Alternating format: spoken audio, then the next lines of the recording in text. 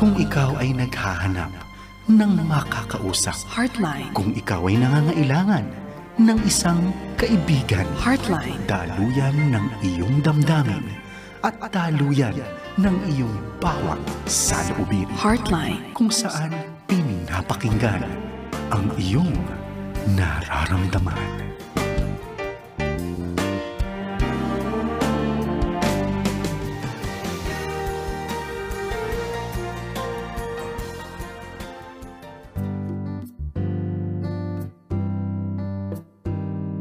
Heartline. Kung saan pinapakinggan ang iyong nararamdaman. Happy New Year! Magandang araw mga kaagapay. Welcome po sa Heartline over 702 DZAS. Ako po si Jo Cabrera Alabastro. At ito po si Kuya Pilo Laharca. Happy New Year! It's a very beautiful start for this year. Ngayon po ay kami natutuwa at lumipas na naman ang isa pang taon.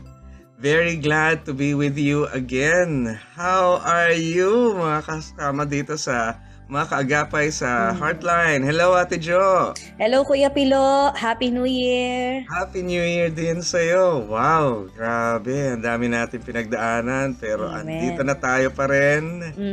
And we are so glad for the grace of God continuously pouring out sa atin. Wow! Ang dami-daming mga nangyari. Kamusta kayo, Ate Jo, sa inyong celebration? Ay, maayos naman at mapayapa. Siyempre, yung celebration. Bagamat, of course, feeling kulang kami as a family dahil wala na yung aking father. Pero we are glad na naitawid kami ng Panginoon doon sa halos isang taon na kaming namamanglaw. Pero ang source of joy, ultimate source of joy namin, lalo na ng aking nanay, ay siyempre ang ating Panginoong Hesukristo. Magandang araw po mga kaagapay. Kuya Pilo, ang dami ngayon ng may sakit. So, encourage po natin sila. Yeah, ini-encourage ko kayo lahat dahil ako yung namili recently ng gamot sa butika. Nagkakaubusan ng mga... Oo nga, paracetamol. Oo. Naubos vitamin C, ganyan. Pero hindi, may vitamin C para na ibang type. Pero mayroong mga types na may certain brand Oo. Naalala ko nito lang din week, nagkaroon ng fever yung pamangkin ko. Ang haba raw ng pila sa butika, dun sa sikat na butika. Oo, ang dami talaga mga tao namimili ngayon sa butika. Pero siguro dahil na rin sa lamig ng panahon at nangangahulugan na malapit na uli ang Pasko. Kadadaan pa lang. Hindi. Pero we're happy na lahat naman ng ating mga pinagdadaanan ay nalulutas naman. Lilipas din naman ito at salamat sa Panginoon, ang paggaling at ang paghilom ay narariyan pa rin, hindi nawawala. So alam natin na marami ang may mga sakit pero marami din ang gumagaling, kaya dadaan lang tayo dito. Salamat sa Diyos lagi. At syempre, kamustahin natin yung mga tao na patuloy na nangangailangan ng mga bangon sa kanilang mga nasalantang mga lugar. And we appreciate talaga, it is the compassionate heart of people. Yung compassion ng mga tao, ng mga churches na tumutulong, yun ang tunay na nakakapagpabangon sa ating mga Pilipino. Amen. Kamusta po kayo mga kaagapay dyan sa Visayas, sa mga kasama natin dyan? Na bumabangon after po ng onslaught ng Bagyong Odette. Basahin ko lang tong napaka-encouraging message ni Francis Kong. Sabi niya, 2022 is a great year of hope and blessings. If we see the basic needs, not the wants. If we see the smiles, not the tears. If we see the good deeds and not just the achievements. If we see the triumphs, not the failures. It is the way we look at things that makes this world a better place. May we always see what is good rather than what is not. And in all things, God is good all the time. Encourage po na na mensahe yan syempre ng kilalang negosyante, no?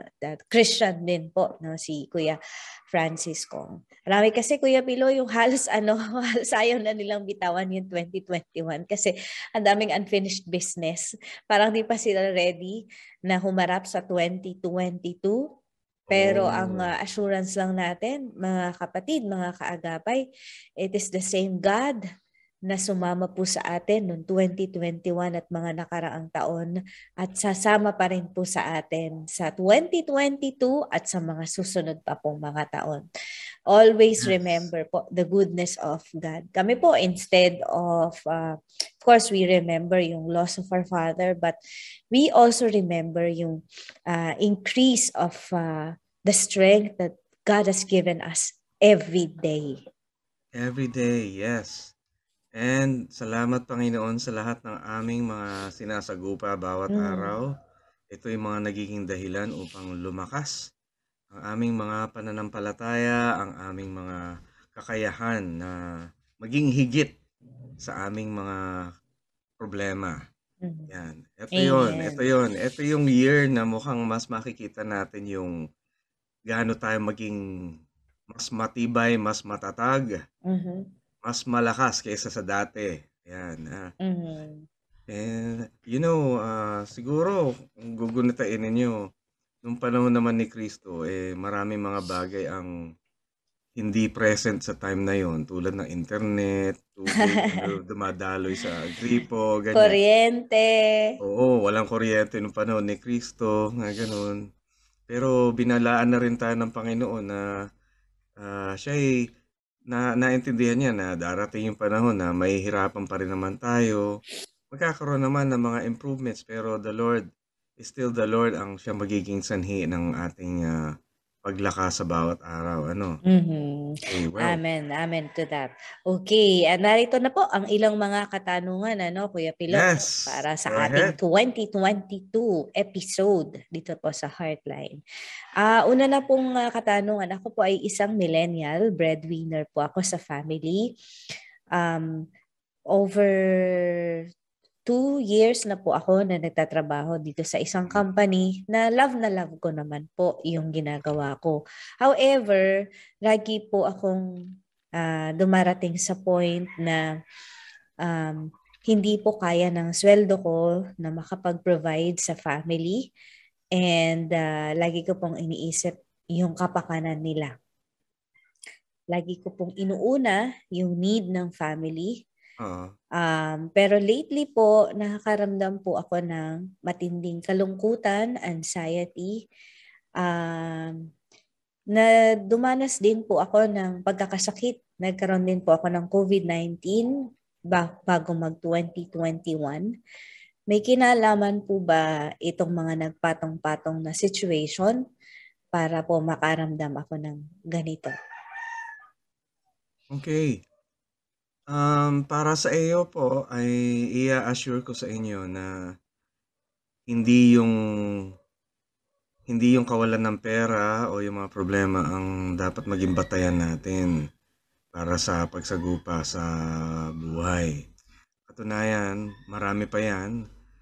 Pero ang mahalaga ay magtatagumpay naman po tayo. Hindi mawawala yung tagumpay. Now, ito totoo, kapag tayo ay pagod, pagka tayo ay may sakit, pagka tinamaan tayo ng panghihina, makakaramdam din tayo ng anxiety.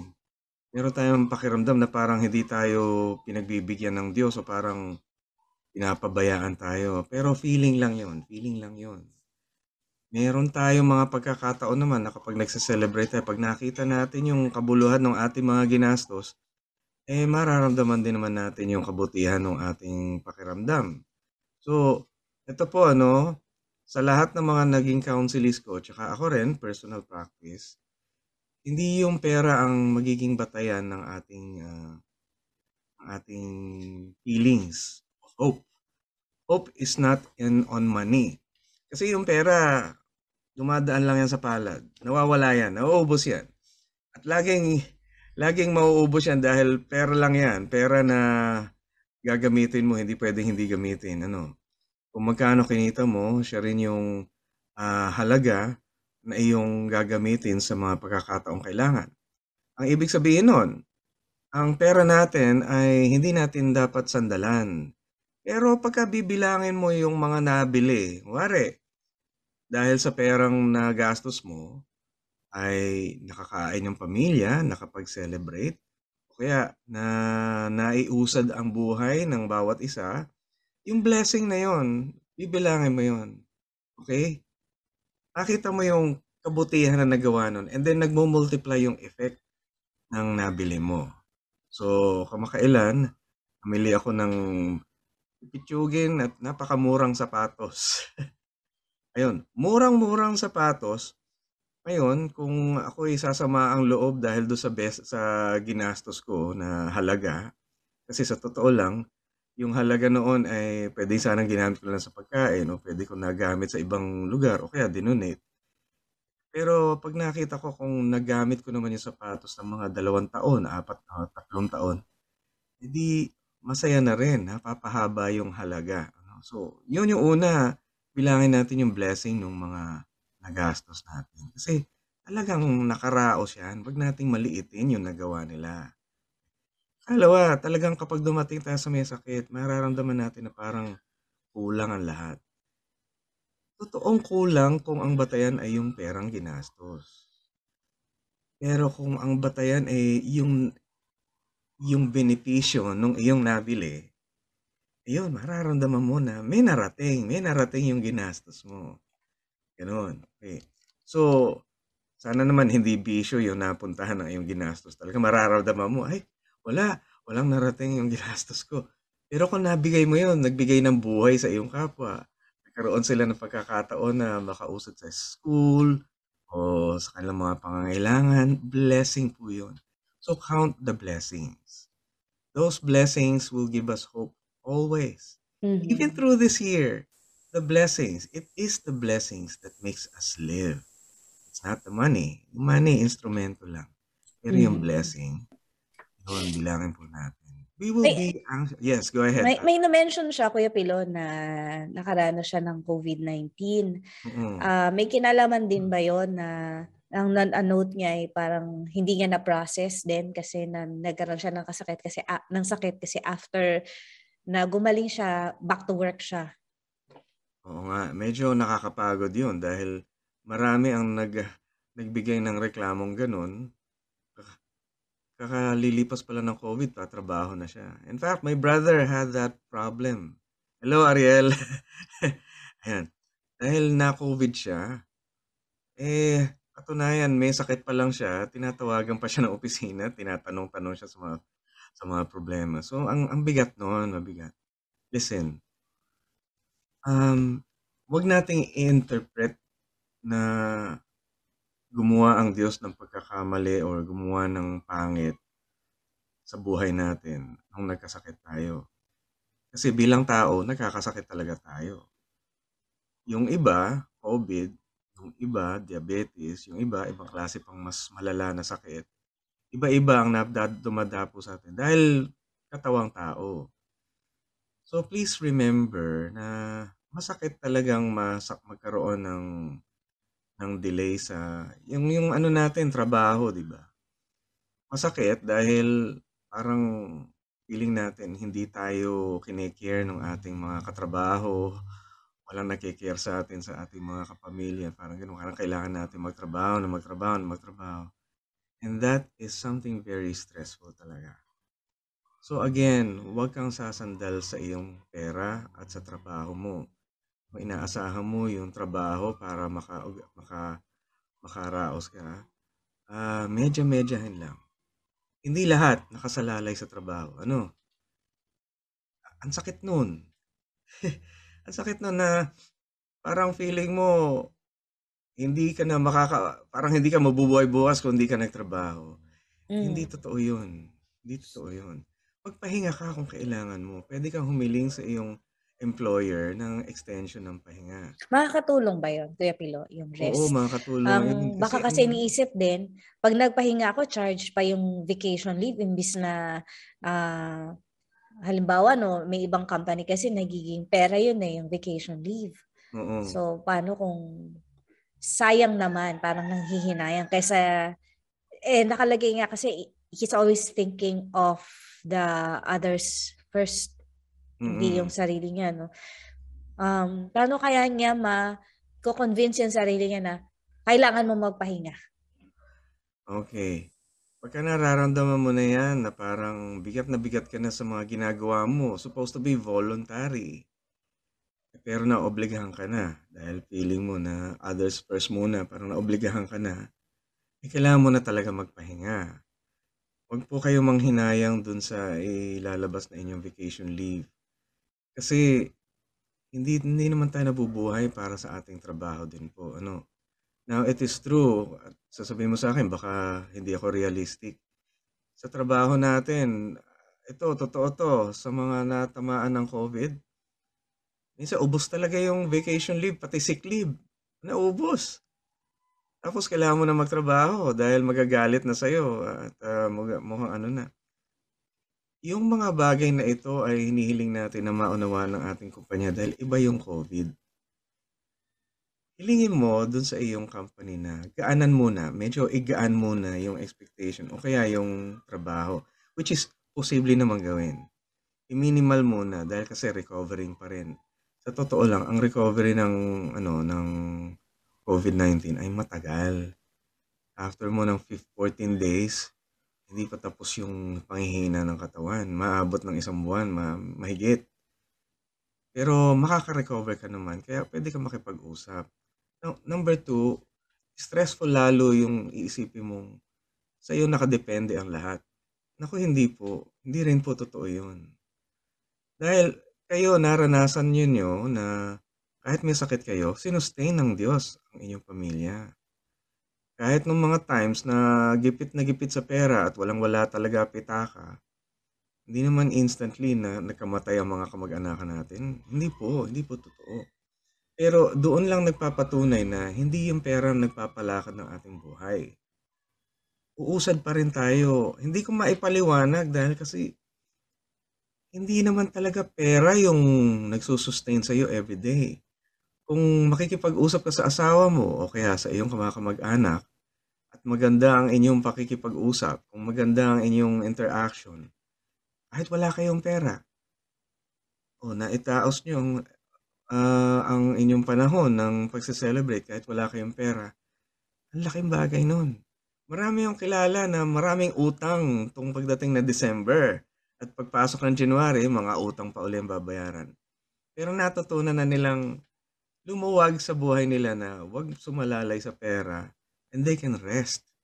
Pwedeng magpahinga, pwedeng magpatuloy ng trabaho para magampanan ang mga obligasyon. Pero hindi yung obligasyon ang dahilan kaya tayo nabuhay. So, i-cherish nyo yun. Wala tayong bakasyon na, siguro sabihin natin kulang ang bakasyon mo. Paalaala lang po, may mga pagkakataon na yung katawan natin ay talagang nagre-recover. Dahan-dahan ang expectation. Babaan lang po expectation muna. Especially when after a sickness, when during recovery, or during calamity, babaan ang ating expectation. Basic lang ang expectation natin. I encourage you, hope in the Lord. Ano yun? Hindi lahat sa pera, hindi lahat sa ating kakayahan. May mga times na papalya tayo, bibigay tayo. At during those times, maniniwala kang ang Panginoon ay kumikilos. Amen. Kahit Ayun hindi. nga, baka nananawagan ng Diyos na it's about time na yung burden mo, ibigay mo sa Panginoon. Yung kapatid ko nga 6 anak, wala siya trabaho. Buwan ang inabot, wala siyang trabaho. Can you imagine that? Pero paano sila na-sustain? Dumating yung point na naputulan sila ng kuryente, naputulan ng tubig. Pero yung sama-samang pagtulong ng mga kapitbahay tsaka ng mga kamag-anak niya, unexpected yun. And mga surprise events na hindi niya may expect, dumarating and then na-sustain. Pero hindi mo mako-conclude. Wala tayong pwedeng i-conclude na hindi tayo makakadaos dahil wala tayong trabaho o wala tayong pera o kaya nagkasakit tayo. So, this is where you will find na something else happens when we are weak, when we cannot do it. Nasa Bible yan. Even those who are weary, even those who are tired, they will not faint. Okay? They will not, sabi sa Isaiah, even those that who wait upon the those Lord who wait shall upon the Lord renew shall their renew their strength. strength. Yeah. They shall They shall walk and not not be weary. weary. They shall They shall run run and and not not faint. faint. Oo. Yeah. Okay. It's very Kailangan ba niya true. na, Kuya Pilo, ng counseling? Possibly, kailangan niya kung babang-baba ka. Pero I can guarantee you, kapag kunwari, umayos na, naka-recover ka na yung katawan mo, normal na ang pagkita mo, alam mo, magno-normalize na rin yung pakiramdam mo tungkol dyan. Yung incident na nagka-COVID siya before 2021, so medyo matagal na. Medyo nga matagal na nga eh. Oo. Okay. Pero ano yan, siguro yung bit-bit niya kasi yung buong pamilya niya at mukhang... Yun na medyo mabigat, ano? Oo. Stressful yun. No? Okay. May tawag tayo dito di ba yung messianic attitude, complex. Na tinatry natin na kayanin lahat on our own. When in fact, the Lord is calling us nga to surrender to Him. Yung surrender, hindi lang kasi yung sarili mo no? Pero lahat all your cares of this world, you have to surrender to God. And po, isasama po natin sa pananalangin si kapatid na nag-chat sa atin about the situation. Nakakatuwa si Ate Jo, nagbabasa ng counseling. Ayan. Okay, eto po, paano po magbigay ng forgiveness? Matagal na po yung ginawa sa akin, pero sobrang bigat at sakit. Kasi po never siya nag-sorry. Lumayo na po ako, di kami nagkita, nag-usap. Ngayon po, may bitterness pa rin sa heart ko. May kinalaman po ba yun na hindi siya nag-ask ng forgiveness kaya medyo mabigat? Ay, naku, hindi po kailangan ng tao na mag-sorry para mag-forgive. Okay, imagine niyo po ito, kung merong mas maliit na bata at gumawa ng, binato ka ng papel sa mukha. Maliit na bata, let's say mga 2 years old. 2 years old lang. May tantrum. Binato ka ng papel sa mukha.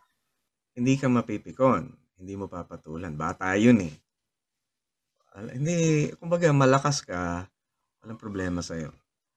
Pero kung halimbawa, ang bumato ng papel ay isang tao na matanda na, nasa 50 or 40 to 50 years old, binato ka ng papel, masakit. Ang pakiramdam mo, parang binastos ka. Maraming implikasyon kapag matanda ang bumato sa'yo ng papel. Pero bakit ganun? Bakit magkaiba? Magkaiba dahil kasi meron kang ini-expect doon sa matanda. At yung sa bata naman, medyo maluwag ka. Pero kung papansinin mo, pareho lang naman ng bato ng papel. Pareho lang naman ng ginawa. Pero dahil mas mataas ang expectation mo doon sa matanda, mas lalo kang nasaktan. Ang forgiveness, ibababa may expectation na yon. Kukonsidera mo na kasi tibay ka pa rin dati, hindi ka rin nasasaktan ng papel, hindi ka nasasaktan ng mga bagay. Kapag mas malakas ka, mas matibay-tibay ka, yun, mas malalaman mo kung paano mag-forgive. Pagka hindi ka napipikon, pagka hindi ka naapektuhan ng kanilang ginapang babato ng papel. Ngayon, pero paano kung halimbawa mas mabigat-bigat kaysa sa papel? Kunwari, ang ibinato sa iyo ay bato. O ganun pa rin. Kung bata ang nang bato ng... Ewan ko kung maibabato ng bata ang 1 kilong Hindi ko alam kung kaya. Pero yung matanda talaga may capacity. So, doon na papasok yung capability mo. Kung tayo ay nasaktan ng matindi, ang una nating hahangarin ay yung maging malakas tayo at makarecover doon. Kung halimbawa yung ginawa ng tao sa'yo, pananakit physically, kung gumaling na yung sugat, yun na yung mga pagkakataon na ibig sabihin mas higit ka na kaysa do'n sa sugat, mas higit ka na do'n sa event. Or So, Kuya Pilog, relationship, ayan. boyfriend, girlfriend. Oo, kung relationship naman na mabigat ang ginawa, iniwan ka, masakit yun. Iniwan ka, tapos buntis ka. Sana hindi mangyari sa'yo yun, ano? Iniwan ka pero ngayon nakaka-recover ka, nakikita mo na unti-unti ang support ng mga pamilya mo, yun ang strength mo. So, ibig sabihin, malakas ka para hindi ka na maapektuhan noon ng mga pain. Get well. Be well, recover, be strong, para hindi na issue yung mga naging pain na yun. In that way, sa pamagitan ng pagpapalakas mo, sa pagre-recover mo, nagiging capable ka na na mag-normal yung iyong buhay. Kapag naramdaman mong nagno-normal na buhay mo, ipaano mo na yun, palampasin mo na yun, and that is forgiveness. Habang tumatagal at nararamdaman mo, andun at dun pa rin at binibilang-bilang mo pa rin yung mga nagawa niya, yung mga pangit na yun, di ba ang sakit? Supposed to be, hindi ka na naapektuhan nun, pero pinapaapekto mo pa. Doon mo makikita na hindi ka nagpo-forgive. Kaya para maka-forgive, ibigay mo yung benepisyo ng mga recovery mo, yung healing mo, benepisyo ng mga napagtagumpayan mo, yung benepisyo ng mga pangyayari. I tell you, kahit pangit ang mga naganap, merong mga good things na pwede mong mapulot doon at magamit doon upang sa gayon ay mas maging fulfilling and yung quality yung buhay mo. Naalala ko yung isang meditation ko sa Romans chapter 8. So dun sa Romans chapter 8 verse 28, all things work together for good to those who love Him, those whom He has called according to His purpose. Kasi minsan tinatanong ko, totoo ba yan? Bakit parang hindi may pagkataon, hindi naman to. Ano ba to? Lokohan. Hanggang ngayon nga, ang sakit-sakit nung nararamdaman ko dahil sa kanya. Paano naging all things work together for good?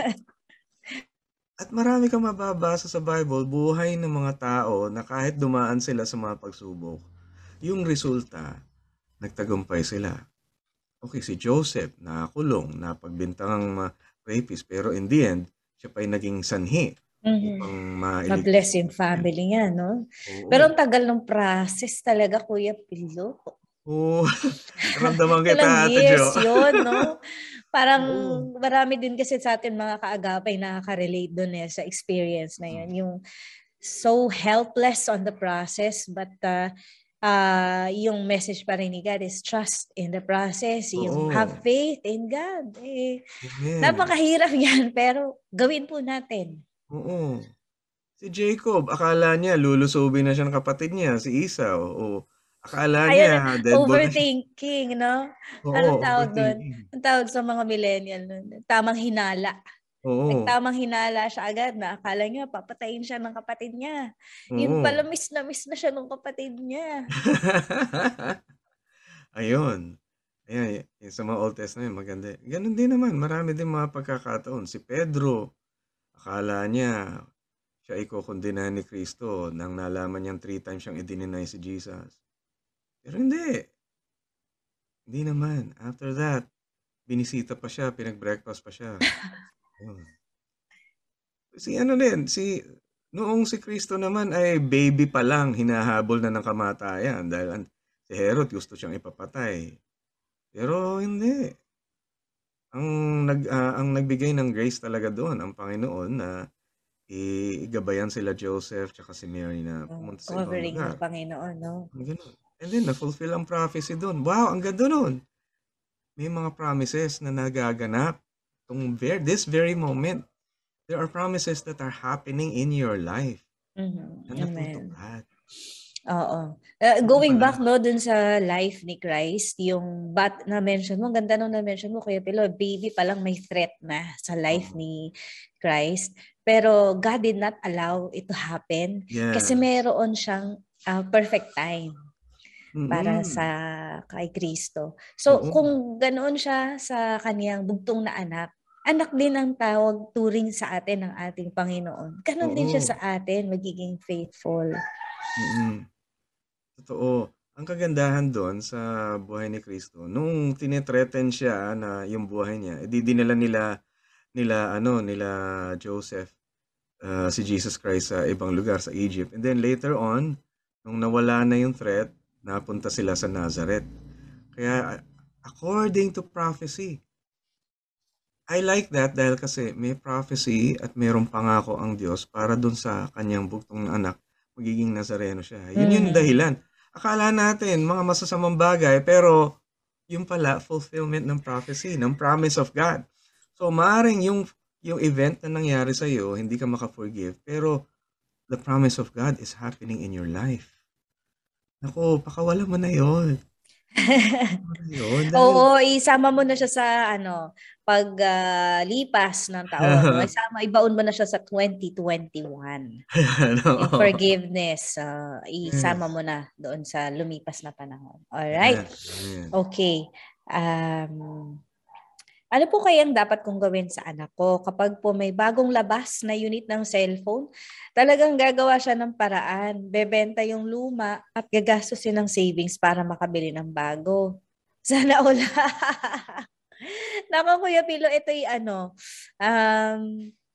normal na pang-akit sa mga nakababata. Yung wala nang latest na cellphone. Yung cellphone ngayon, after 3 months, luma na agad. So ano bang pwede nating maipayo sa mga millennial at Gen Z? Siguro Gen Z ito eh. Oo. Alam mo, nung bata tayo Ate Jo. Hindi. Siguro kayo.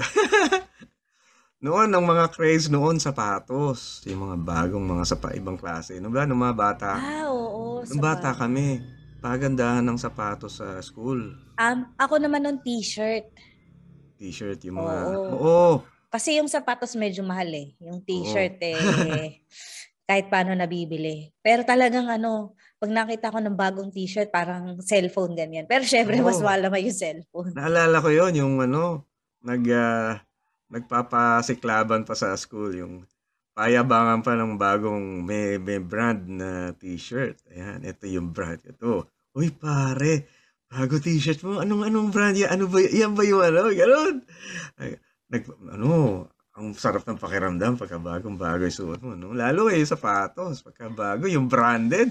Yung usong-uso sapatos namin noon, di ba? Ano ba yung usong sapatos noon? Ha? Anong usong sapatos noon? Noon, teka, baka malaman mo yung edad ko. Naalala ko nung panahon namin, Tretorn, tsaka K-Swiss. Wow, oy! Kaya hindi ko naabot yun. Ibang generasyon yun, Ano ba inabot ko noon? Auto lang yung inabot ko noon. Inabot ko rin yan, Auto, tsaka yung Greg shoes. Yung pang school shoes ng mga mayayaman. Habang yung iba naka-Greg, ako yung naka-Kung Fu shoes. Ayun, yung tipong pag konting ambon lang basang-basa na yung sapatos ko tsaka medyas ko. Oo nga eh. Well, these are temporary things. It's unawain na naman ng ating mga anak. Namadaan sila talaga doon sa stage na gano'n, natawag doon, nahuhumaling sa mga bago. Ngayon, technology, masyadong super advanced sa mga technology. Oo, yung cellphone ngayon kasi, Kuya Pilo, magkano? Oo nga, may 50,000, 50,000, 60,000 ako nakakita ng cellphone. Oo, di ba? Ano pa yan? Hindi pa yan masyadong high-end. Naalala ko, pension na yun. Buong pension na yun ng nanay ko noong 1971. Lamsam na pala. Oo, nanay ko nagpe-pension. Buong pension na niya yun.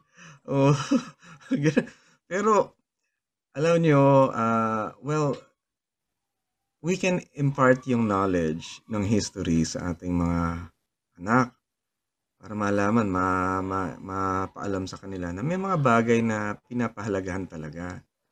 I-training natin ang ating mga anak na matutunan ang mga bagay ay hindi nadadaan sa malalaking presyo. Ito ang pressure sa lahat sa atin. Lahat tayo pinipressure na bumili. Mag-upgrade. Oo, upgrade. Laging pamimili. Laging in exchange of money. Ito, kanina ko pa nababanggit. Ang pressure ay laging kailangan kitain mo yung pera para mabili mo to. Gusto kong bumili nito, gusto kong bumili nun, lahat binibili. Pero, kailangan mag-invest tayo sa tunay na mahalaga. Yung mga bagay na hindi binibili. Yun. Sabi sa Bible, come and eat without buying. Come and drink without having to for no exchange. Parang paano kaya yun ngayon, no? Yung drink lang, yung tubig lang ngayon may bayad na eh. Oo, totoo yan. Pero tingnan natin, ano ba yung mga bagay na hindi dapat binibili ngayon? O dapat hindi binibili, dapat hindi binabayaran ngayon. Ang pagmamahal ng ama, ang pagsasama ng pamilya, ang pagkilos ng mabuti, ang paggawa, ang pagpapairal ng hustisya, ang pagpapakita ng kabutihan sa iyong kapwa, at ang pagpapakumbaba. Ayun, alam niyo yung pagpapakumbaba, ang laking tipid niyan. Kapag naipahituro Kasi hindi ka na magyayabang, hindi ka na mag-upgrade. Pero paano nga yun, Kuya Pilo? Paano mo tuturo sa anak mo na without being a kontrabida naman, na masasabi sa anak mo na hindi mo kailangan ng bagong cellphone o ng upgrade? Ano ba yung tamang paraan? Okay, one way is tanungin mo siya kung magkano yung cellphone. Tapos pasyal kayo sa mall kung pwede. Kaya lang mukhang hindi yata pwede ngayon kung siya ay underage. Pasyal mo sa mall. Ipakita mo sa kanya kung ano mabibili nung presyo na yun. Let's say for example, gusto niya something 15,000. O dali mo siya sa department store. Ano-ano yung mga bagay na 15,000 or less para malaman niya kung ano yung mga isasakripisyo niya. Ikalawa, turuan niyong mamalengke ang inyong anak. Turuan niyo siyang mamalengke sa mga murang lugar, sa marurumi, sa pangit na lugar, sa mga pangit na palengke. Pag namalengke siya ng 15,000, Kuya Pilo, truck na ang kailangan truck mo. Na yun. Kailangan makita niya kung ano yung mga bagay na sinasakripisyo nung halaga na yon. Ako, hindi ko na-appreciate ito noon kasi noon gusto ko lang mabili yung bagay na gusto ko eh. Mahal o hindi, ina-aspire ko. Minsan, yung allowance ko, tinitipid-tipid ko talaga para lang mabili yun. Minsan, kinakagalitan ako nanay ko nung bata ako. Kinakagalitan. Nagtipid ka. Bibili mo, yan lang. Laruan. Ganun. Sana pinambili mo na lang ng pagkain. Para ganun. Yun. And then, doon ko natutunan na mamalengke. So, nung una, namamalengke ako doon sa lugar na malapit sa amin. Ano mo naman, akala ko mura na doon. Pero nung naipasyal ako ng nanay ko, doon sa Divisoria, nalaman ko, ang dami-dami palang murang bagay na importante sa akin. Importante sa akin yung gulay, importante sa akin yung murang damit, tsaka murang mga laruan, mga ganyan. Importante sa akin yun. Nung nalaman ko, mabibili pala ng murang halaga. Bakit ang mahal-mahal ng mga pinagbibili ko? Doon ko napansin, pwede naman palang babaan ang presyo nito. Bakit kailangan ko pag-ipunan ng ganong kalaki? Ano ba yung sobrang halaga doon na kailangan palakihin yung presyo? Namumulat ka kapag nakita na merong difference between price and use of utility yung gamit. Kasi doon lang matututunan ng mga bata yung pagkakaiba ng presyo doon sa pakinabang. At doon, pagka nakita niya yung difference, maiisip na niya, ano ba yung pakinabang ko doon? Bakit ko kailangan gastusin ng ganitong kalaki? Ano yung naisakripisyo ko? Kasi doon, nung nakita ko, ang mahal-mahal ng ginagastos ko sa akin notebook, sa akin ano. Tapos nung nakita ko yung pagkain, pwede ko palang mapakain yung buong pamilya ko na 1 linggo kung hindi ko binili yung ganon. Yun, and then it helps them understand the value. So, we have to see that value. Now, number 3, meron din mga personal values tayo makikita. Ito yung mga personal values, hindi material na bagay ito. Yung personal values, yung mahalaga, yung mabuting pakikipag-ugnayan. At ito, natutunan ko dun sa aking nanay. Yung nanay ko, nung bata kami, di pinapasyal ako dyan sa Cubao. Nakikita ko mga laruan na, Mami! Konti pa lang yung, isa pa lang yata yung mall dyan. Ha? Isa pa lang yata yung mall dyan eh. Oo, isa pa lang. Pinasya lang, wag, wala tayong pera. Mami, gusto ko yan. Tapos ang ginawa niya sa akin, binigyan niya ako ng maliit na pera. Tapos sabi niya sa akin, iabot mo doon sa pulubi. Iabot mo doon sa doon binigyan ko. Ano nakita mo? Sabi ko, ayun, natuwa yung mama. Nagpasalamat yung mama dahil inabot ako. Alam mo ba, gutom yun? Oo, gutom po yun. Makakabili siya ng pagkain dahil binigyan mo pera. Opo. Yun. Kung binili mo na laruan, hindi ganun ako. Ayun, those are things na, then kita ko yung value na, people are more important. Yan, people are more important. Kaya sa bahay, na ipapakita natin na mas mahalaga yung mga tao kaysa doon sa gadget. Nasa lifestyle din natin, mga magulang. Kasi baka nakikita ng anak natin na mas may time tayo sa gadget kaysa sa kanila. So, maralaman nila, ramdam nila, mas mahalaga yung gadget. O kaya opposite din, yung magulang walang kaalam-alam sa gadget. May ganun din eh. Pero kahit wala tayong alam sa gadget, ipairal pa rin natin na people are more important. Hindi ito paligsahan ng pagalingan sa gadget o sa kaalaman, sa computer. Medyo to Kuya Pilo, challenge, lalo na kung adult na yung anak, yung tipong, kaya ko naman na bumili na ng sarili kong pera at savings ko naman itong gagamitin ko. Challenge, para ma-realize nung anak yung value ng pera. Pero maganda po yung sinabi ni Kuya Pilo na una pa lang actually na wag mong idedepende yung buhay mo sa magkano kinikita ng pera mo. Oo, ano yung pwede mong bilhin? Hindi yun ang batayan. Ano yung pwede mong gawin sa iyong kapwa? Pag humarap tayo sa Diyos, yun ang itatanong. Anong ginawa mo sa kapwa mo? Nagmahal ka ba? Umibig ka ba ng tunay, ng tapat? Naglingkod ka? Nagpakumbaba ba tayo sa Panginoon? Nagpakita ka ba ng justice, ng humility? At yung kung ano yung mabuting dapat gawin? Yun yung mga bagay na itatanong sa atin ng Panginoon. Kaya maganda rin ipairal yung otoridad ng Diyos kahit sa private life ng isang tao. Bata pa lang, ipairal na natin yung knowledge na there is God kahit saan na andiyan ng Panginoon na tumitingin sa ating mga gawain at binabantayan tayo kung ano yung ating dapat gawin sa ating kapwa. Ganun, ipairal natin yun. People are more important than material things at hindi tayo nagiging materyoso dahil doon.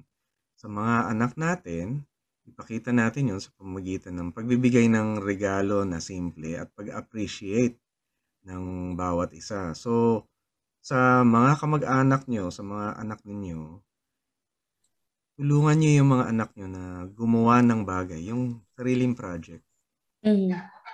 Sariling project na ibibigay niyang gift para doon sa kanyang mahal sa buhay. Ito yung mga bata-bata pa, pero yun nga, yung mga millennial na kaya ng kumita, at may mga, actually mga teenager may mga sarili na yan, mga desisyon sa buhay. Pero yung, yun actually lifetime na pagtuturo sa mga anak, yung value ng pera at hindi nakadepende sa kung ano yung binibigay sa'yo at kung ano yung kaya mong bilhin. Hindi doon nakadepende yung kakayanan mo bilang isang tao. Ay, alam mo Ate Jo, may share ako sa'yo. Nitong mga late part nitong December, wala na, ubos na pera. Wala na. May mga tao pang gusto kong bigyan ng regalo, wala na talaga. Sabi ko, hindi na makakabili. Hindi ako pwedeng mamili. Ang ginawa ko, naghanap ako ng anong bagay na yung mga pagkain dito na pwede kong i-assemble. May chocolate. Oo, in-assemble ko lang. May mga chocolate na natira, tinunaw ko. Lagyan ko ng minolde ko. Anong ginawa mo na naman na recipe? Minolde ko. Tapos may mga natira mga nuts dyan. Nilagyan ko nuts. Yan. Yun. Tapos sabi ko medyo kailangan galante ang dating. So, nilagyan ko ng parang ribbon. So, binalot ko sa aluminum foil, nilagyan ko ribbon. Ayun na. Wow. Walang Wow! gastos, walang gastos. Kasi Yun kapag ay kung may chocolate ka sa bahay. kung wala akong chocolate, alam mo, hahanap pa rin ako ng ibang bagay. Ano ba puwede kong gawin? Yung itlog, yung alam mo yun, yung pula gagawa kang leche flan, ayun. Tapos babalutin mo sa magandang ano, kasi ano tapos alam mo may nadiskubre akong bago. Yung puti pala ng itlog, pagka hinihalo mo sa asukal tsaka sa starch na ano, na cornstarch, tapos batiin mo tapos ah, Merengue. hindi merengue, apa, apa. Ah, Puwede siyang parang gawing tortillas, gano'n, wow! gano'n. Puti lang na itlog, puti, tsaka yun, tsaka brown sugar, yan. Yun, parang yung skill na yun ma-appreciate ko na nagamit ko dahil kasi walang-wala ako nun. And hindi masama loob ko dahil kasi meron kang capacity na gumawa at kumilos, gano'n. Ito yung sinasabi ko, huwag kayong aasa lagi sa pera. Hindi lahat ay nabibili. Hindi mo kailangang bilhin lahat. Minsan tula, minsan sulat, minsan wala akong gift na maibigay sa karamihan, nagsulat na lang ako. And then iyon yung ipinamigay ko. Na gano'n dahil mapaalala na. Yun doon makikita mo na may mga bagay na inherently capacity mo. Yun yung mga bagay na nagpahalaga sa'yo na naise-share mo. Mas higit pa yun kaysa doon sa mga nabili. Kaya yun, pagka naipakita niyo yun sa mga kahit sa Saka mas millennial, ano yun, mas touching kasi mm, nag-invest ng time yung nagbigay sa akin. Iisip pa yun, no? Na gawin yun para ako bigyan. oo. Minsan ito, naalala ko 2 years ago, wala akong gift dun sa isang tao. Gumawa na lang ako ng parol. Oo. Ang galing mo naman kasi gumawa. Hindi sa magaling, wala nga akong kaalam-alam tungkol sa parol, eh. Since may internet naman, puwede naman matutunan, 'di ba? Eh, gumawa na lang ako parol. Yung wife ko, sa internet lang nanonood sa YouTube kung ano yung mga puwedeng gawin, yung paano gumawa ng cake ng ano tawag dito, banana cake, paano Hmm. gumawa ng ulam na Fast learner. oo, do'n lang. Tapos nalaman niya kung paano gumawa ng ganitong ulam, gano'ng ulam, mga ganyan. Nakakatuwa. And really, then puwede mo ng ibalot, lagay sa lalagyan, and then bigay mo ng magandang packaging. Sabihin mo, "Oh, ito, Merry Christmas." Ayun. So, para bang we have the skills. Kapag nawala sa'yo, 'pag lagi kang bili ng bili, marami sa skills ang hindi nagagamit. Minsan Mm. nakakalimutan na yung skill, na yun. Mm. Yun, you have it. Isang skill din ang matututunan mo din doon, yung gratitude. Skill ba? Yung soft skill yun eh, no? Yung Soft skill. kahit ano ibigay sa'yo, Mm. nagkakaroon ka ng mapagpasalamat na puso kasi hindi mo ine-equate, hindi mo nilalagyan ng tag Oo. price yung mga binibigay sa'yo. Kasi Oo. yung the mere fact na inalala ka, kita yun ng pagpapahalaga sa'yo. Oo. Tsaka alam mo, pagka nararamdaman mo na pagka may naibigay kang hindi binili, priceless. Priceless nga yun. Pag naramdaman mo yun, hindi mo mararamdaman mong hindi ka nape-pressure nung mga demand ng iba. Tama. Mm. Lalo yung mga lagi may humihingi sa'yo ng pera, lagi may umuutang sa'yo, hindi ka papa-pressure doon dahil alam mo may capacity ka. Katulad din, sila din meron. Kaya mong mabuhay walang pera, kaya mong iusad buhay mo ng wala. Sila din kaya nila yun. Hindi ka nape-pressure kung ano yung hingi nila, anong problema nila. Ganon tayo. Sa panahon ngayon, mas kailangan natin yung suporta sa bawat isa kaysa yung bili. Kaysa yung binibigay natin na nabibili din. Nangyayari, ang nasusuportahan lang natin yung mga kumpanya na nag-manufacture nun. Pero once in a while, you have to use your own skills, your capability, your talents, all those things. And then, you don't have to buy anything anymore. Ayun. Grabe, naalala ko yung math teacher ko. Kasi noon, yung math teacher namin, galit na galit. Oy, huwag kayong gumamit ng calculator. Gamitin nyo, kokote nyo. Ganyan. Ganun. Sabi ko, bakit? May calculator naman. And then, ngayon na-appreciate ko. Tama. Dapat gamitin mo yung kokote mo. Kasi, yung pala ang dahilan kaya hindi ka nauulyanin. Kaka-compute, yung computation, nagiging maganda yung analysis mo, matagal kang maulyanin. At yung mga taong hindi nag-math, hindi nag-aral nun, madali silang nauulyanin. O nawawala yung skill tungkol sa math. Tsaka mahirap. Ito yung panahon na kailangan marunong ka mag-compute. Harap mo computer. Kailangan lahat compute. Ayun. Well, God bless po sa inyo at hari nawa, hindi bagong cellphone ang dahilan kaya kayo masaya. Ayun.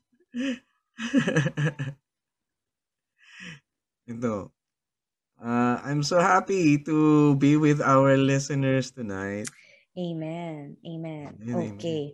Yan po, ito po ang Heartline sa 702 DZAS, ang unang salvo ng taon mula sa inyong Friday, Barkada. Ako po si Jo Cabrera Alabastro. At ito po si Kuya Pilo Laharca. Magbabalik po kami. Stay tuned.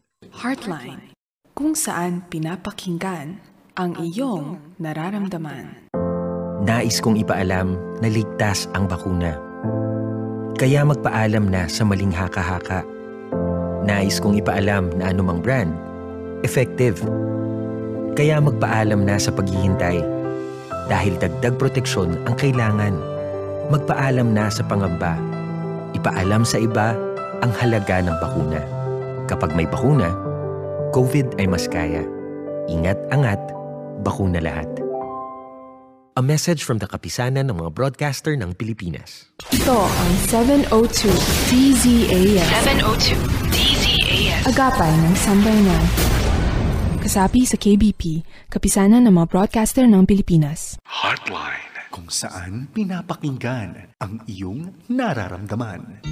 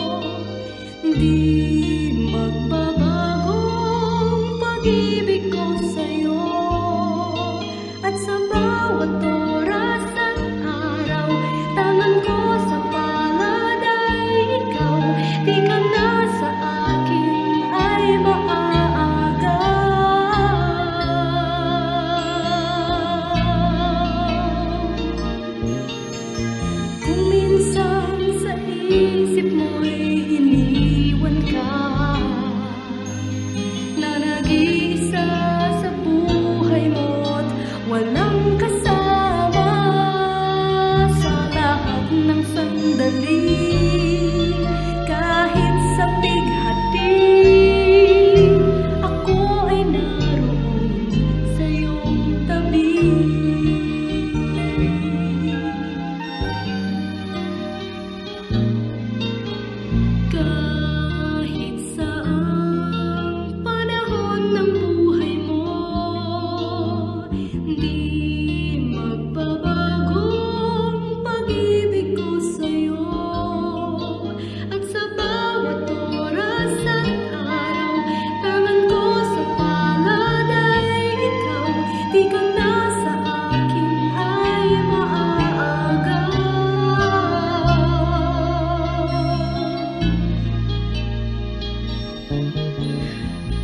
minsan sa isip mo'y iniwan ka, na nag-iisa sa buhay mo't walang kasama sa lahat ng sandali. Kahit sa bighati, ako ay naroon. Ako ay naroon. Ako ay naroon sa iyong tabi.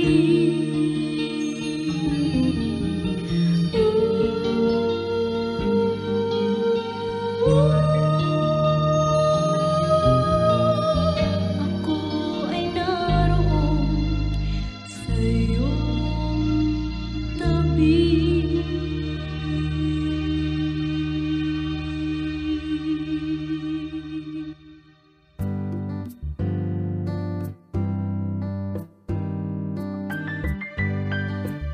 Na muli, nagbabalik po kami dito sa Heartline Friday Night Edition. Beginning of the year, we are thankful na napaka maganda ng ating panimula this year. And we thank the Lord na kahit na ano pa yung nangyari, paparecover tayo. We're going through. Hello, wonderful evening sa lahat ngayon nakikinig. At dito muli kami ni Ate Jo. Hello, Ate Jo. Hello po, good evening sa ating mga kaagapay na nakatune na po sa Heartline. And good evening din sa lahat ng mga naandyan sa Bulacan, mga kamag-anakan ko. Hello, si Isaac, si Kelsey, si Hannah, si Kukay, si Cyril, tsaka si Kiel. Ayan, mga pamangking ko. Wala doon si Lola ngayon. Nasa Sambales. Ah, nakapahinga. Oo, hindi naman sa dinala ng kuya ko kaya magandang Happy New Year. Good evening kay Kuya Donnie, kay Ate Vanji, si Angelo, anak niya, tsaka si Dayan. Andun si Lola ngayon, si Mami Lourdes na nandun. Ang laki ng kanyang TV, napapanood niya daw tayo. Ganon. Hi po, Hello. Mami Lourdes. Hello, Mami Lourdes. Hi. Batiin ko rin ang aking nanay, Mama Hermie Cabrera, na nagpapahinga na ngayong araw ng Biyernes. Okay, Kuya Pilo, tulungan niyo po ako kasi bigat na po ako. Halos sa akin na po kasi inaasa ng magulang ko at mga kapatid ko yung kanilang mga pangangailangan.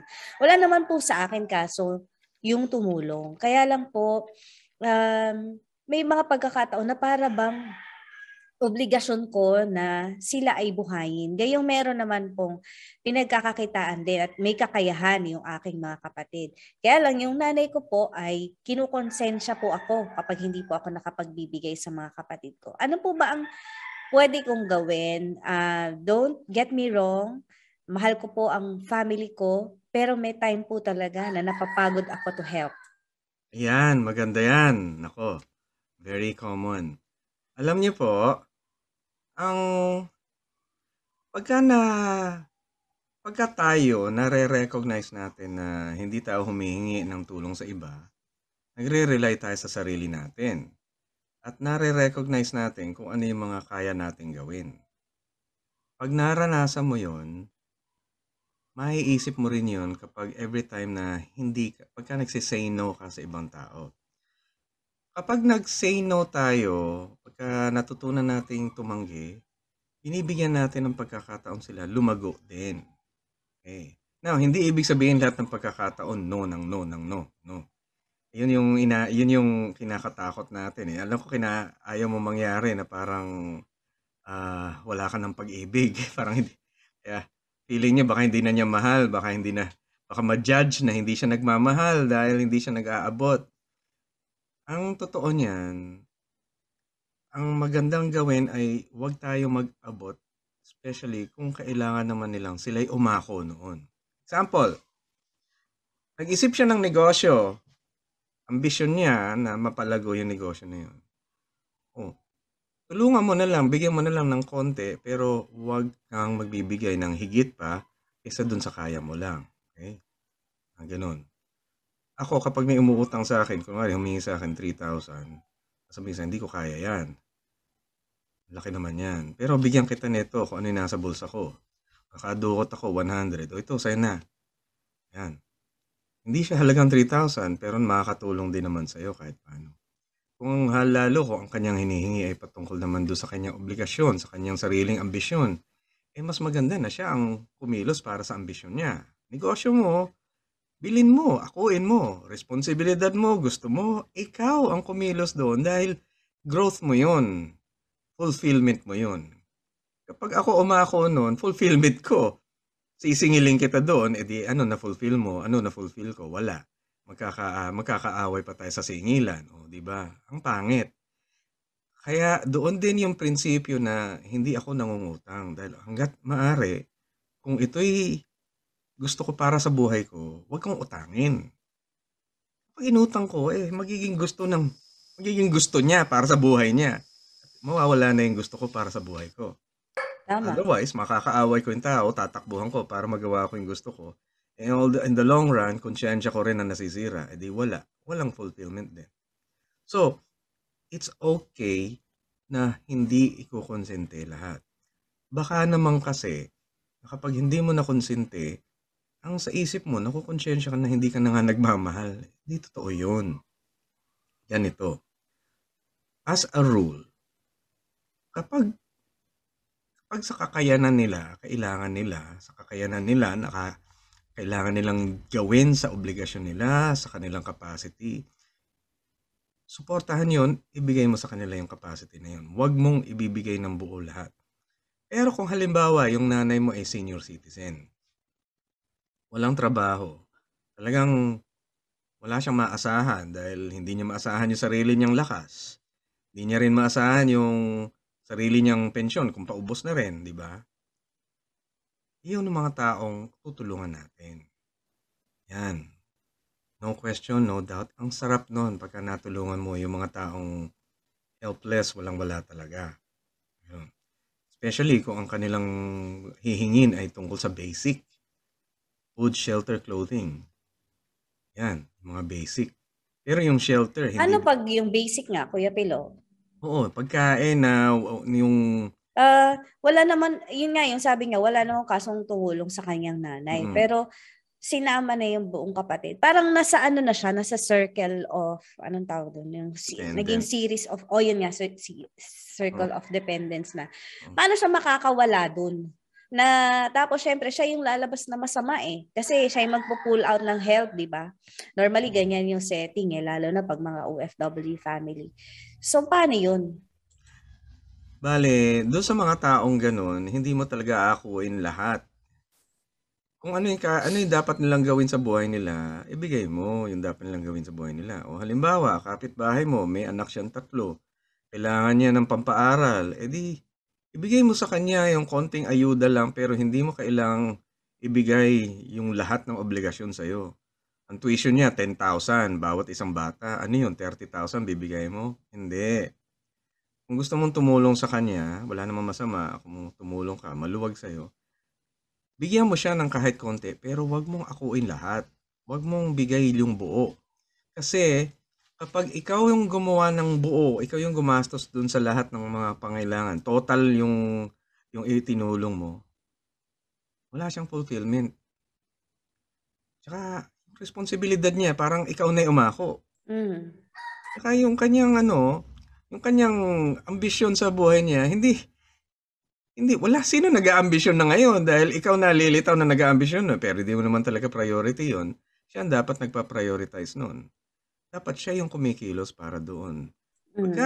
Kapag binigay mo lahat, kung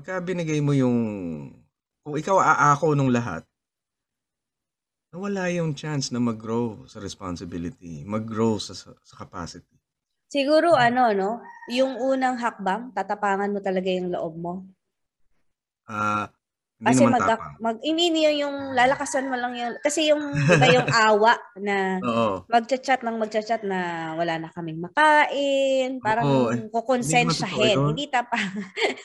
Mali yung word ko. Pero yung titiisin siguro para ma-set mo yung standard na sila naman yung mag-rely on their own. Oo. Yan ito. Ang pinapagawa ko doon sa mga counseling ko, ganito. Kung hindi naman agaw buhay, bigyan mo sila ng chance na kumilos para sa kanila. Kung sila nga umako nun, magagawa pa nila yung gusto nila, kung ano yung paraan nila, kung ano yung, kunwari, magpapagawa ng bahay. Sila makakapagsabi kung anong klaseng bahay ang kaya nila, kung gaanong disenyo, kung magkano yung materialis na bibilhin nila, kung ano yung kaya nila, magagawa nila ng paraan nila. Dahil pag-a-adjust nila, ay natutulungan mo silang mag-adjust sa buhay. Buti nga sana kung papagawa ng bahay Paano kung halimbawa yung daily gastos. O wala nang gatas ang anak ko, wala nang pambiling diaper. Yung daily gastos na dapat akuin nila, responsibilidad nila, bigay mo sa kanila. Hindi mo kailangan gawin yun. Hindi mo kailangan akuin yun. Pwede mo sabihin sa kanila, uy, hindi ko naman responsibilidad yan. Alam ko hirap ka.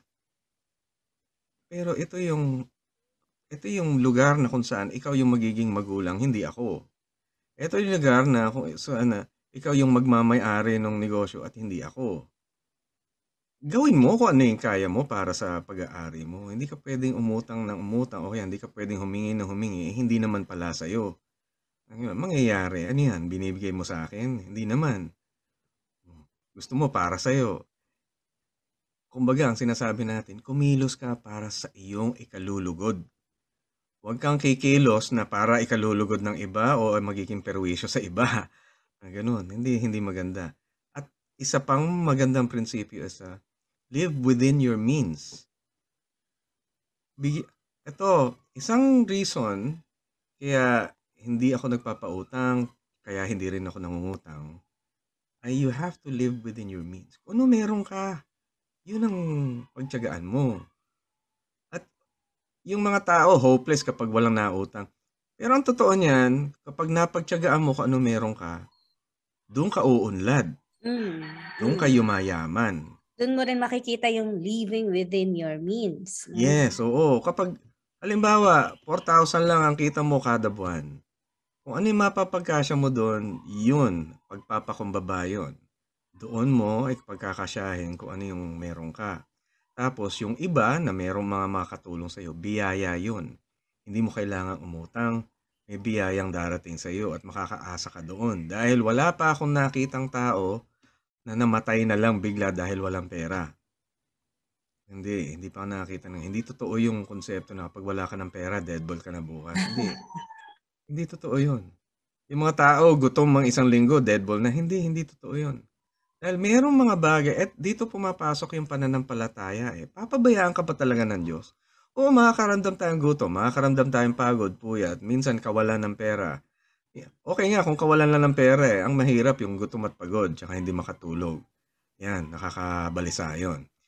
Pero at the end of the day, or at the end of the week, kapag you see yourself, you're alive, mayroong mga bagay na nagagawa, may mga pwedeng gawin, you will live within your means. Kaya, kung merong tao na umaasa sa'yo, laging inaasahan ka, huwag kang mag-guilty. Kasi, ang pangyayaring iyon ay oportunidad para sa kanila naman na mag-grow. So, hindi ka dapat i-judge na parang sabihin wala kang pag-ibig. Hindi ganun. Pero ano yun kuya? Reality yun, no? Dadaan ka talaga dun sa process na ganun, na i-judge ka, na nakakaya mo, na ikaw ay nasa abroad, maayos ang iyong pakiramdam, habang kami dito nagtitiis kami sa tuyo. Ay, daming ganyan. Oo, di ba? So, pag-guilty effect, ano? Pag-guilty effect. Ay, kuya, meron ding actually related dyan sa tanong na yan. Eto naman, hindi raw sila nagkasundo nitong nagdaang Pasko. May kinalaman din sa pagbibigay. Kasi yung parents ay nag-i-expect na OFW kasi ito, maliit daw yung pinadala niya na 30,000 for Christmas and New Year. So, ngayon hindi siya pinapansin ng mga magulang niya kasi mas malaki yung gustong matanggap ng mga magulang. Kaya medyo naging malungkot para sa kanya yung Pasko kasi every time daw na nagtatry siyang i-reach out yung parents, ang sinasabi ay hindi mo naman dadagdagan yung binigay mo. Yeah. Wow, 30,000 ah. Grabe, ipasyal ko nga sa mall yan. Sino ba yan? Magpasyal tayo sa mall, makita natin kung ano mabibili sa halagang 30,000. Ay, better! Dalhin ko kayo sa Divisoria. Ay, ganun eh.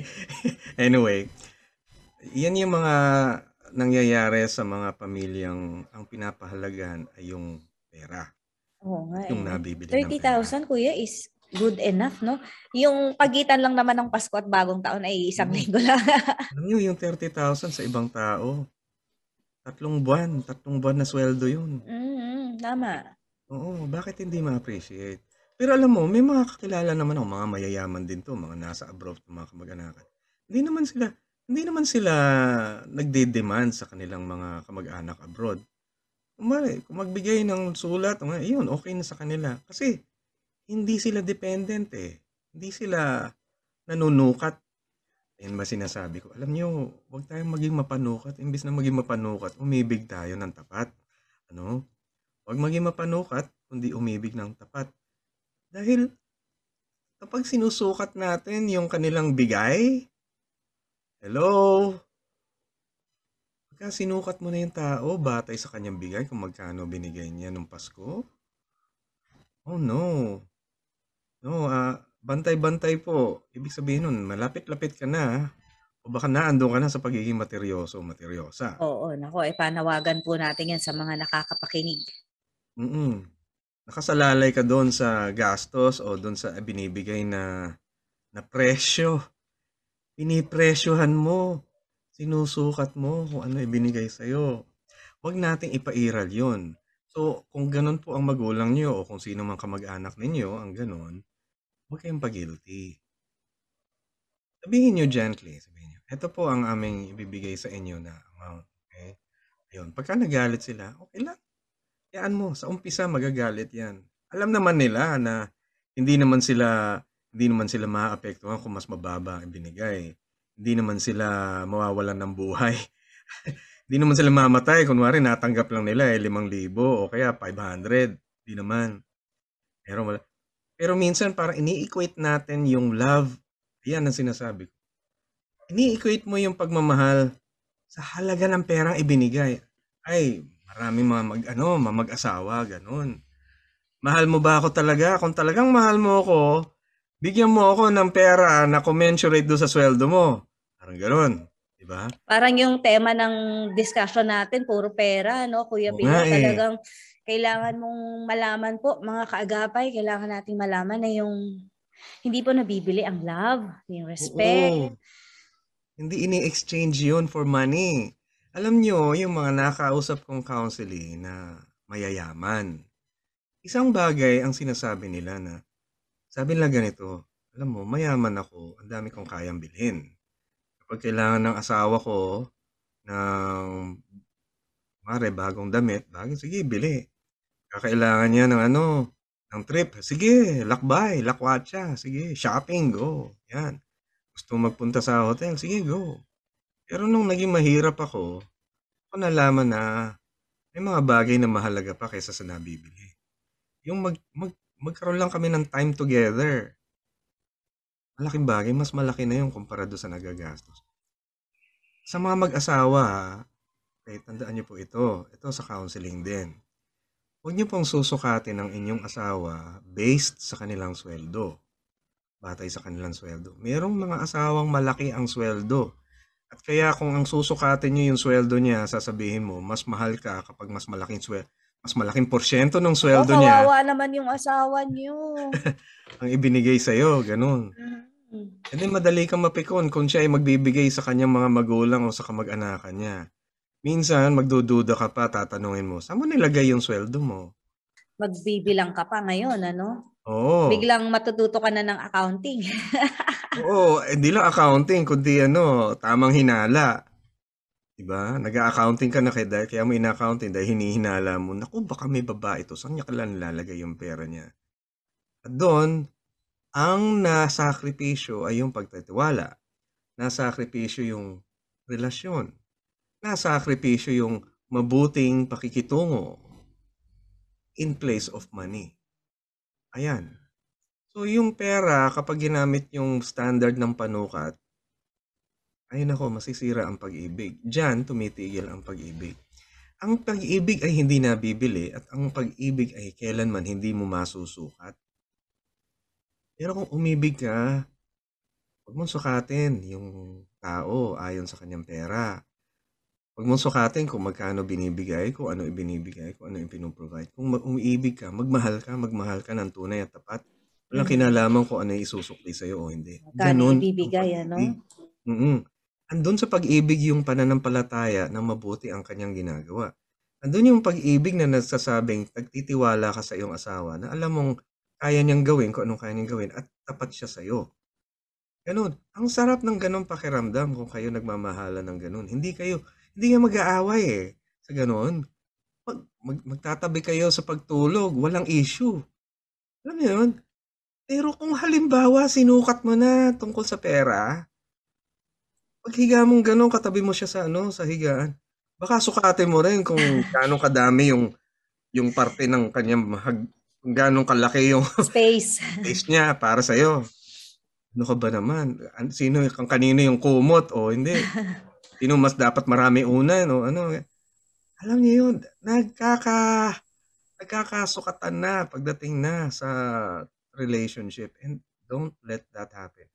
Huwag mong iasa lahat ay sa'yo. Huwag niyong pag-awayan yung pera. Huwag niyong sukatin ayon sa naibibigay.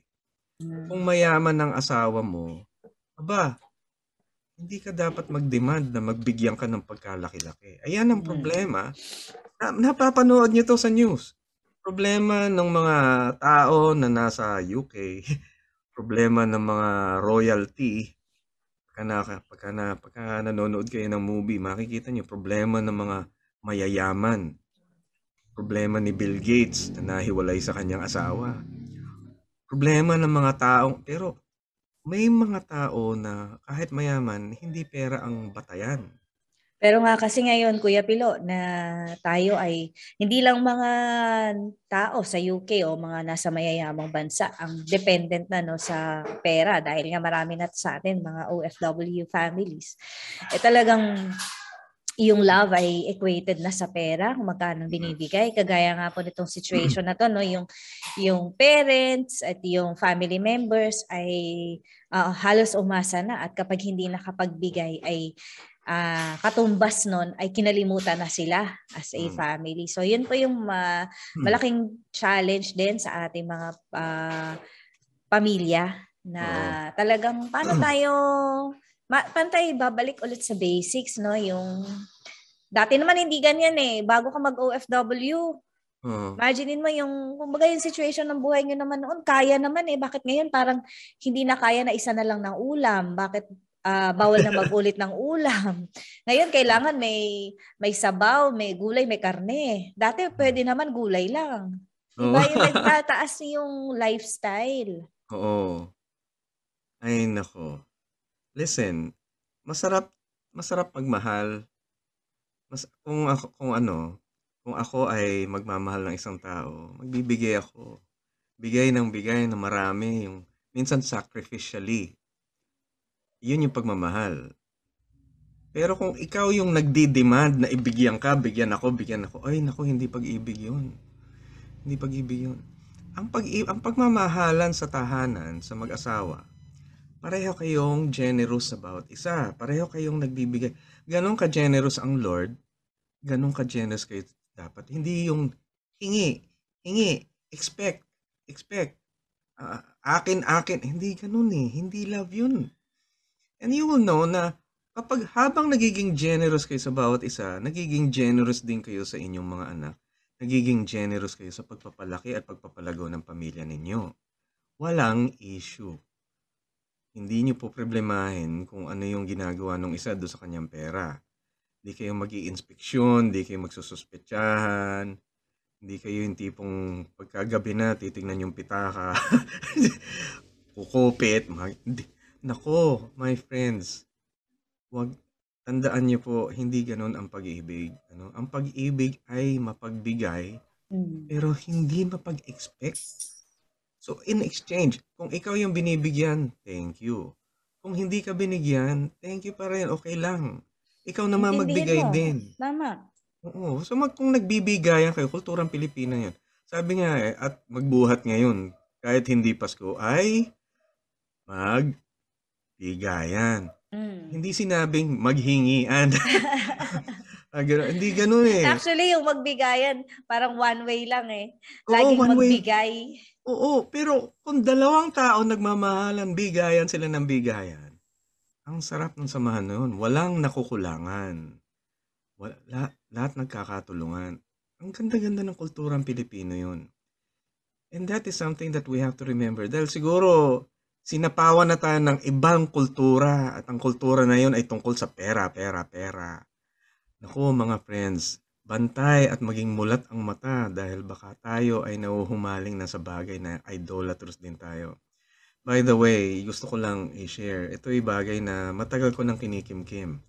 Pero darating this year, ramdam ko na this year, magkakaroon ng economic problem worldwide.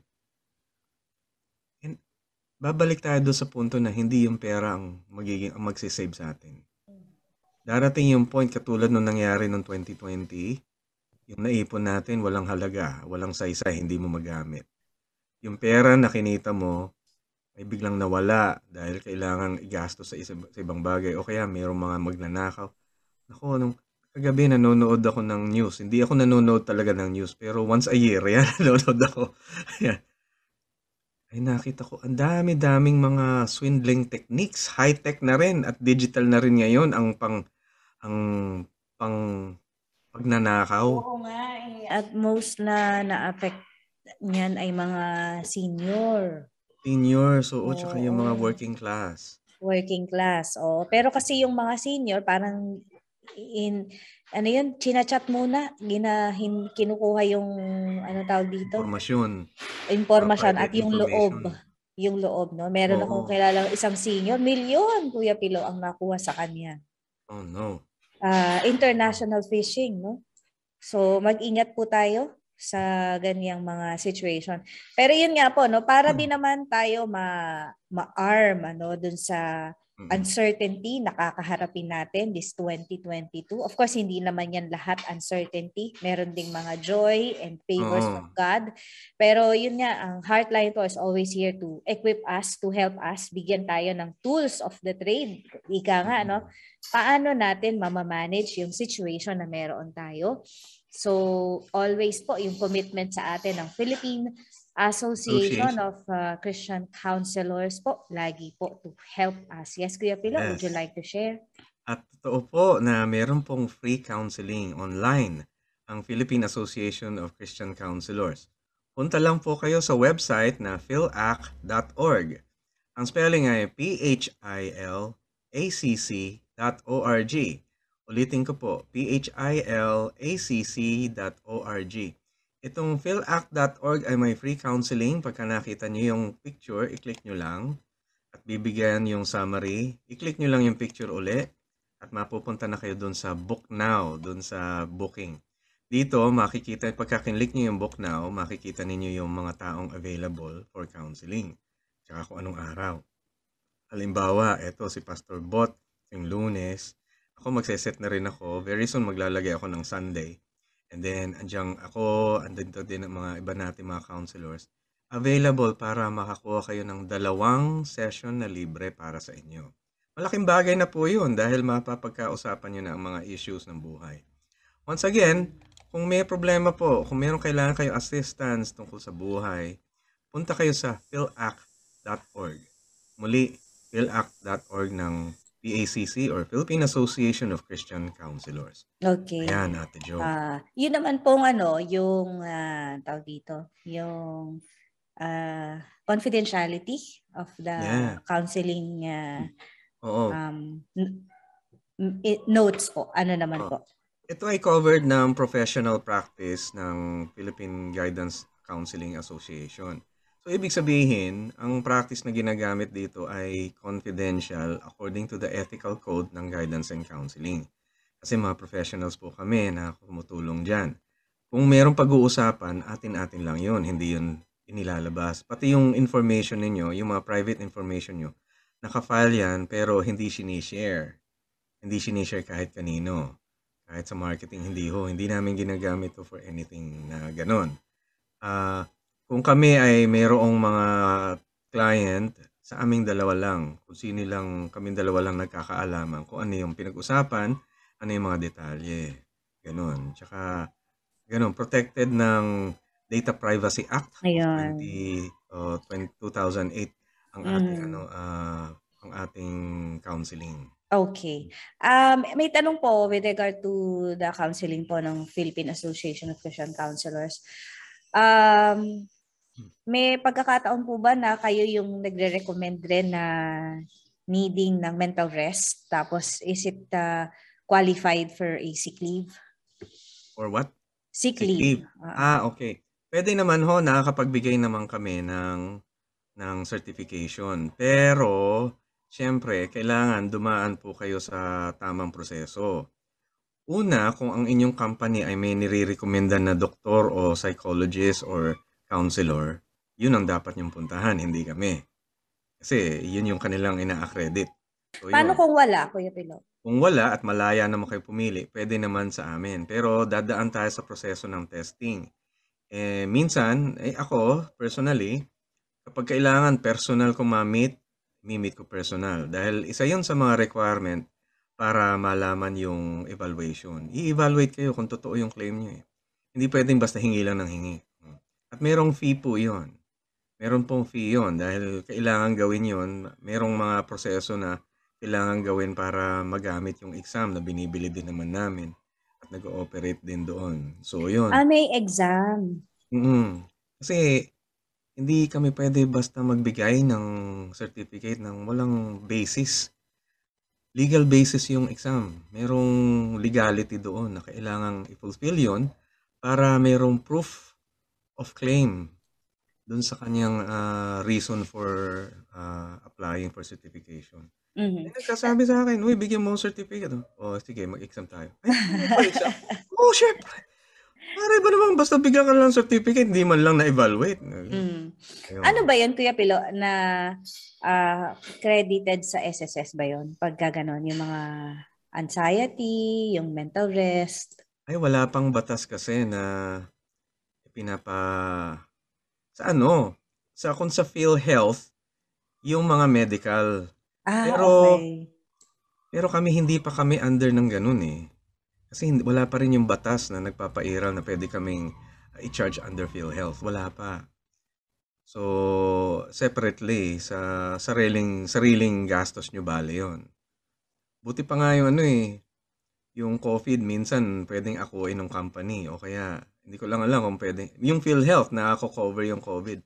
Pero yung mental health ay hindi pa gaano dahil ang dami-daming masalimuot na parte na i-evaluate tungkol dyan. Hindi pa tapos yung implementing rules and regulations patungkol doon. So, hindi pa rin pala siya pwede sa sick leave benefits?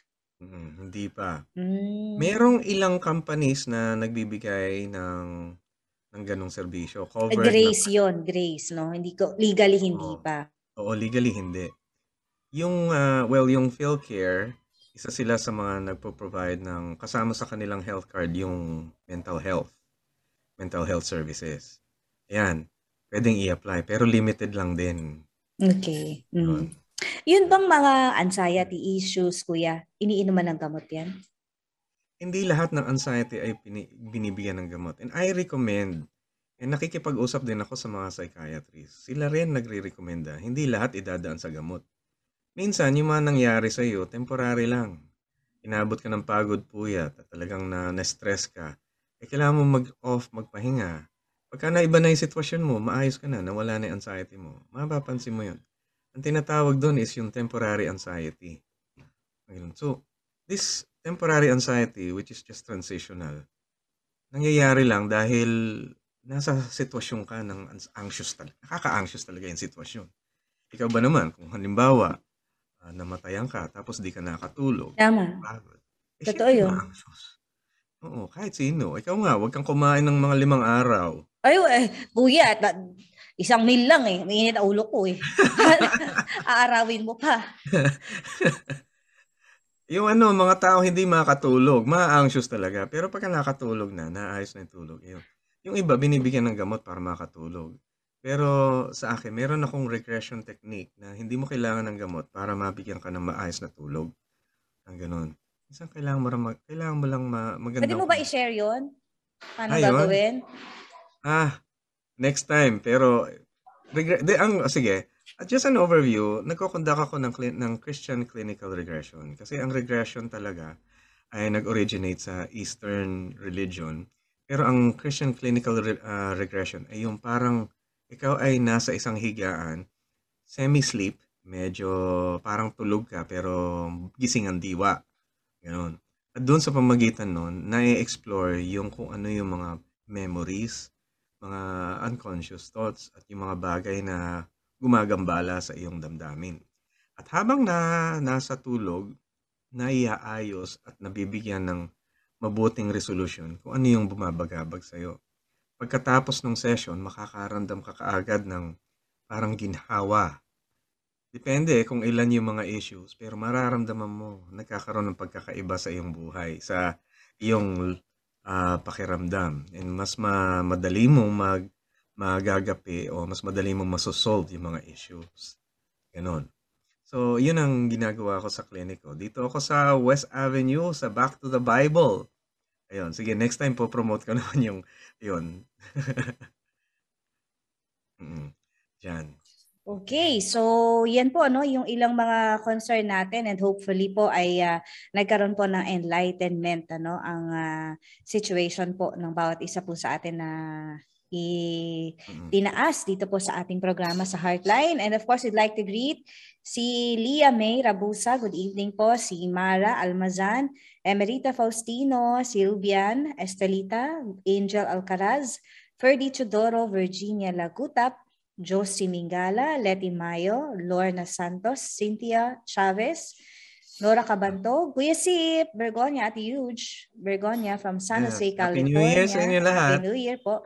Deborah D. Makulangan, si Pearl Vic, Ruby Manlisis, Ate Lloyda Tamayo and family, good evening po sa inyo. With that, Kuya Pilo, tayo po ay dumulog sa ating Panginoon.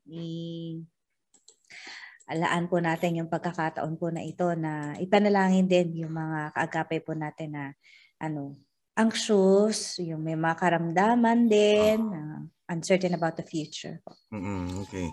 So bago mag-pray, by this time, maaring yung iba sa inyo hindi naniniwala na pwedeng mabuhay na wala yung pera. I understand that naunawaan po natin yun. So this time, mag-pray tayo para mabigyan tayo ng malakas na pananampalataya at ang sasandalan natin ay ang Panginoong Diyos. So come and let's pray.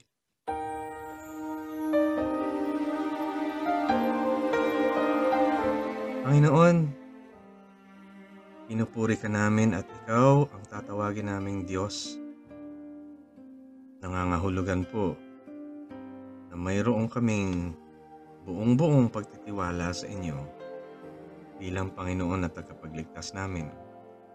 Sa aming buhay po, alam namin na maraming agam, maraming mga bagay na hindi namin masiguro. Yung taon na ito, hindi namin nasisiguro, pero andun yung pananalig na ikaw ang makapangyarihan sa lahat ng panahon.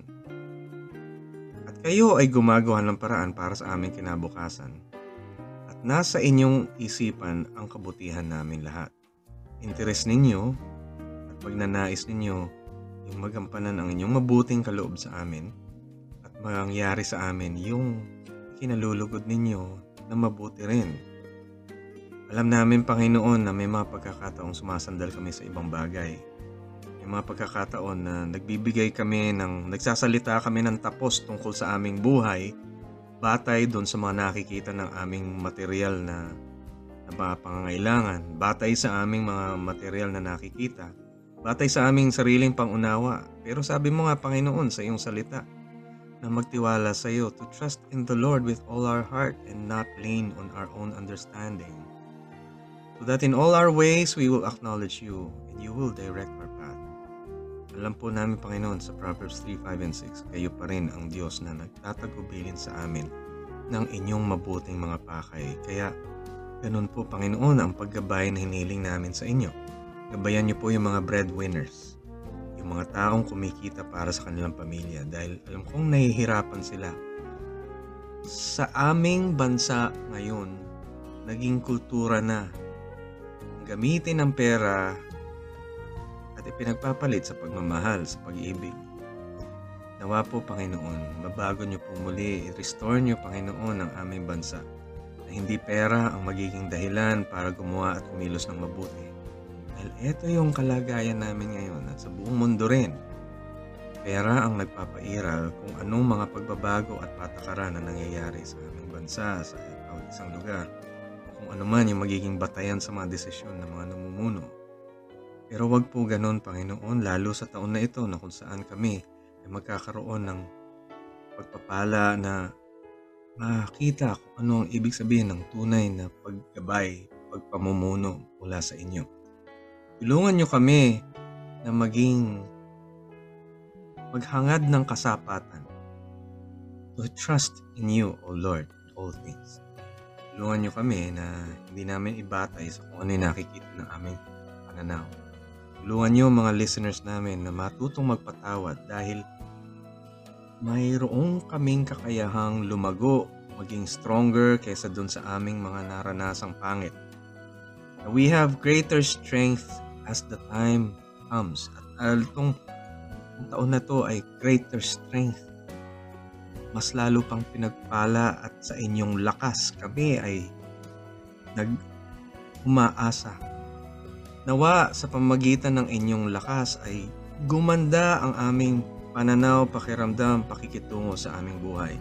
Nang sa gayon, hindi na namin pag-imbutan ng pagpapatawad yung mga taong nangangailangan ng kapatawaran at yung mga dapat namin patawarin kahit hindi na namin sila nakikita. Bigyan niyo kami ng oportunidad lagi para mabago ang aming buhay sa kasalukuyan. Nawa ay maiwasan po ng aming mga pamilya, lalo yung mga nakikinig ngayon, na huwag maging materyoso. Hindi yung bagay na nakikita ang batayan namin. Wag po. At ihangon niyo po kami sa pagiging materialistic. Ihangon niyo kami sa pagiging economically inclined lang. May we have faith. Dahil alam namin at naranasan namin ng pandemic kung ano yung ibig sabihin ng walang-wala talaga pero nakabangon. Kami po ay nakakabangon sa inyong biyaya. Laging andiyan. May pera o wala, andyan ang pagbangon, andyan ang aming paggaling, ang paghilom sa lahat ng mga may sakit ngayon. Andoon yung paghilom. At alam din namin na darating yung panahon, hindi na namin kakailanganin na maghilom pa dahil darating yung panahon na andun kami sa hangganan ng aming kakayanan. Kayo, Panginoon, ang tampok sa lahat. At Panginoon, nawa ay matutunan namin ibigay yung obligasyon ng mga tao sa kanilang sarili. Nawa matutunan naming ibigay sa kanila yung fulfillment ng kanilang sariling pagkilos na hindi nila kailangang umasa sa iba para makita nilang bumabaon sila sa kanilang kakayahan, sa kanilang kamay at sa kanilang pananampalataya din sa inyo. Ang pananampalataya ay hindi sa amin kundi sa inyo, Panginoon. Kaya hindi namin kailangang akuin lahat. Patnubayan niyo kami lagi, Panginoon. At kayo ang Panginoong Diyos na maggabay sa amin lahat. Even through this year, whatever we will face, you are the God that we know is wiser, more trustworthy than anyone. Thank you, Lord, for all these things in Jesus' name. Amen. Amen. No? Nawa po ay nabigyan po ng kapayapaan ng bawat isa. Lalo na po yung mga meron pong karamdaman. Ano? So, kayo po ay take your time to rest and manalig po. Sa inyo. Magandang gabi po. Yeah, marami sa inyo nag-heal naman. Ano? At ang mga... Well, sana one time pag-usapan din natin yung ibang issues besides healing. Alam ko yung iba sa atin nawalan ng mga loved ones. Right. Oo. Paano sila magiging mas malakas ngayong taon na ito, no? Yeah. I just want you to know na transition lahat tayo ay darating sa punto na kukunin tayo ni Lord. Kukunin tayo ni Lord. Ang mahalaga ay yung tayo na mga buhay ngayon ay mayroong kakayang alalahanin ng mabuti yung mga mabubuting ginawa ng ating mga kamag-anak na nawala.